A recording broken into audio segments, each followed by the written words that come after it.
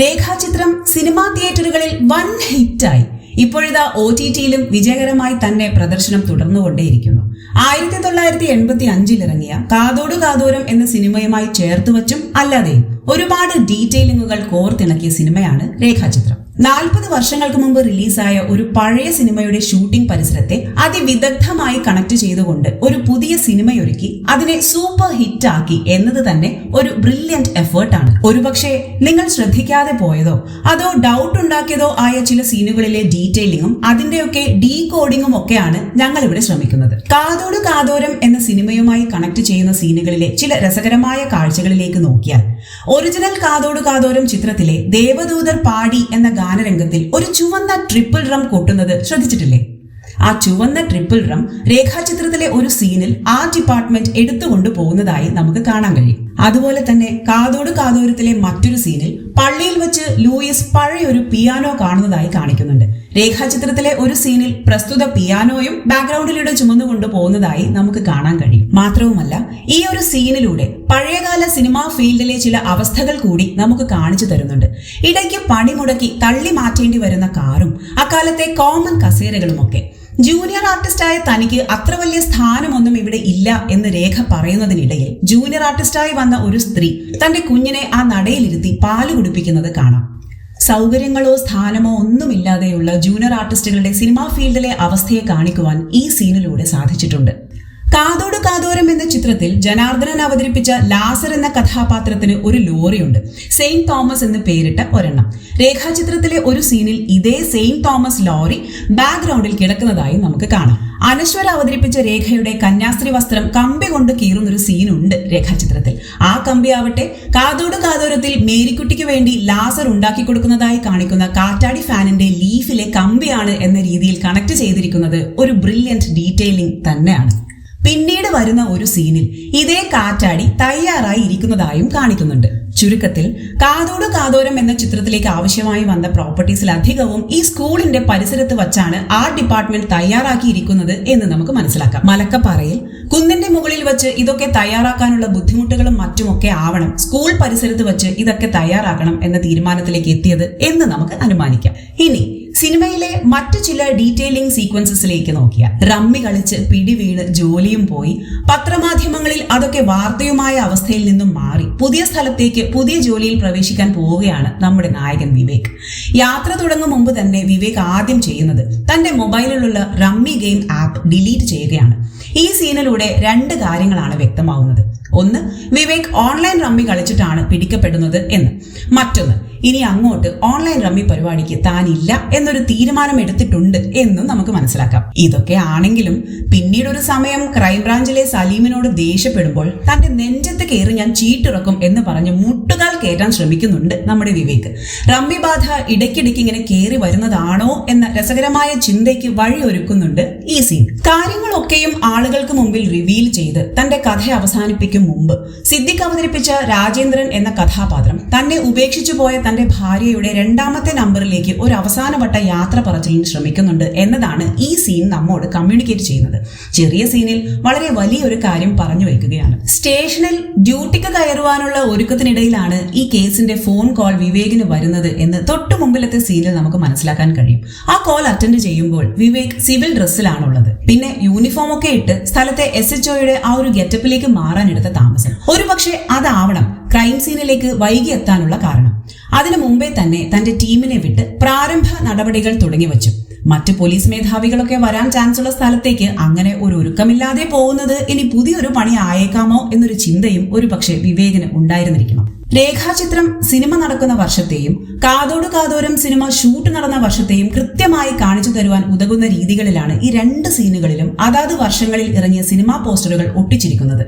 കാതോട് കാതോരം ഷൂട്ട് നടന്ന 1984 റിലീസായ എന്റെ ഉപാസന, പറന്നു പറന്നു പറന്ന് എന്നീ ചിത്രങ്ങളുടെ പോസ്റ്ററുകൾ അടുത്ത വർഷമാകുമ്പോഴേക്കും കീറി പഴകിയ രീതിയിലായിരിക്കുന്നത് ആ കാലഘട്ടം പകർത്തിയ സീനുകളിൽ കൃത്യമായി കാണിച്ചിട്ടുണ്ട്. അതുപോലെ തന്നെ വിവേക് മലക്കപ്പാറയിൽ ചാർജ് എടുക്കാൻ പോകുന്ന വഴിയിലെ ചായക്കടയിൽ 2024 മെയ് മാസത്തിൽ റിലീസായ മന്ദാകിനി, ടർബോ, ഹൃദയഹാരിയായ പ്രണയകഥ എന്നീ ചിത്രങ്ങളുടെ പോസ്റ്ററുകളും കാണാം.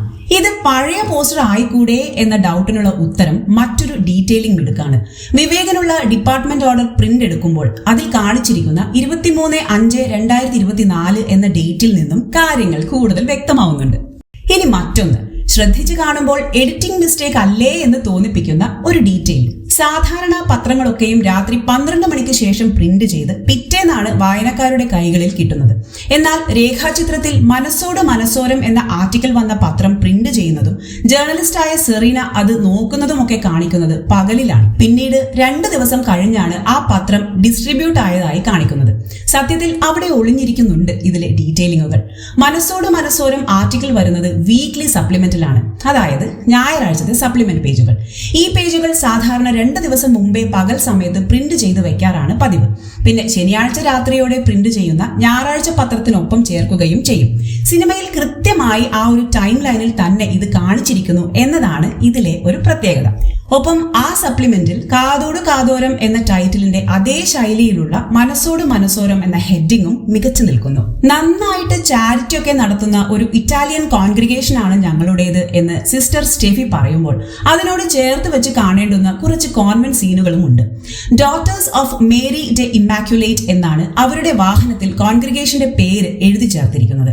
ഇറ്റാലിയൻ ഭാഷയിൽ മേരി ഡെ ഇമ്മാക്യുലേറ്റ് എന്ന് വച്ചാൽ മേരി ഓഫ് ഇമ്മാക്യുലേറ്റ്, അതായത് അമലോദ്ഭവ മറിയം എന്നാണ് അർത്ഥം. ഒരു ഇറ്റാലിയൻ കോൺഗ്രിഗേഷന്റെ കേരളത്തിലെ ഒരു കോൺവെന്റ് എന്ന നിലയിൽ വളരെ മികച്ച ഡീറ്റെയിലിംഗും ഒപ്പം തന്നെ കൃത്യമായ കാസ്റ്റിംഗുമാണ് ചിത്രത്തിന്റെ ഈ ഭാഗത്ത് കാണിച്ചിരിക്കുന്നത്. ആലിസ് ഗ്രൂപ്പിന്റെ വളർച്ചയും ലെവലും കാണിക്കുവാൻ വലിയ സെറ്റപ്പുകളൊന്നും കാണിക്കാതെ ഒരു മാഗസിന്റെ കവർ പേജിൽ എല്ലാം ചേർത്ത് വച്ചൊരു ബുദ്ധിപരമായ നീക്കം.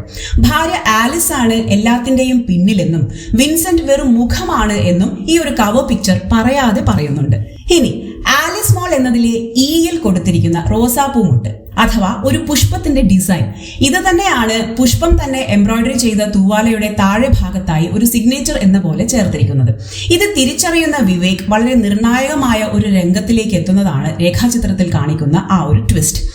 ആലിസ് ബ്രാൻഡിന്റെ ലോഗോ ഡിസൈൻ ചെയ്തിരിക്കുന്നത് പുഷ്പം തന്നെയാണ് എന്ന് വിവേക് മനസ്സിലാക്കുന്നത് ഇതിൽ നിന്നുമാണ്.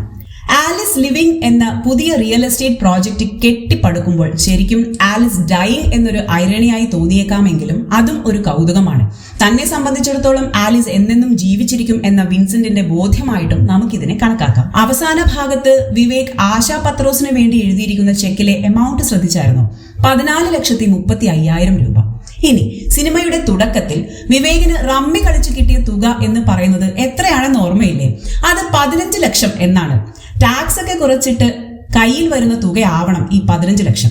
അതായത് വിവേകിന് റമ്മി കളിച്ചു കിട്ടിയ 25 ലക്ഷത്തിൽ നിന്നും ടാക്സ് പോയിട്ട് ബാക്കിയുള്ള തുകയാണ് വിവേക് ആശയ്ക്ക് കൊടുക്കുന്നത്. ഇതിനോട് കണക്ട് ചെയ്ത് തുടക്കത്തിലെ മറ്റൊരു സീനിൽ വിവേക് തന്റെ ബാങ്ക് ആപ്പിൽ നോക്കുമ്പോൾ 18,24,657 രൂപയാണ് ബാലൻസ് എന്ന് കാണിക്കുന്നുണ്ട്. ഒപ്പം വിവേകിനെ റമ്മി കളിച്ച് പിടിച്ച് സസ്പെൻഷനിലായി എന്ന പത്രവാർത്തയ്ക്കൊപ്പം റമ്മി പോലെയുള്ള ഓൺലൈൻ ഗെയിമുകളിൽ പെട്ട് ജീവിതം തകർന്നു പോകുന്നതിനെ കുറിച്ചുള്ള ഒരു ഡീറ്റെയിൽഡ് ആർട്ടിക്കിളും കൊടുത്തിരിക്കുന്നത് ശ്രദ്ധേയമാണ്. ഒപ്പം തന്നെ ഈ പത്രത്തിൽ കൊടുത്തിരിക്കുന്ന വണ്ടിയിൽ മന്ത്രിസഭ എത്തുമ്പോൾ കുട്ടികൾ വരാതിരിക്കുമോ എന്ന തലക്കെട്ടും വാർത്തയും 2023 നവംബർ 25 പത്രങ്ങളിൽ വന്നതാണ് ഈ വാർത്ത. അതായത് 2023 നവംബർ 23 24 ആയിരിക്കണം വിവേകിന് തന്റെ ജോലി നഷ്ടമായത്.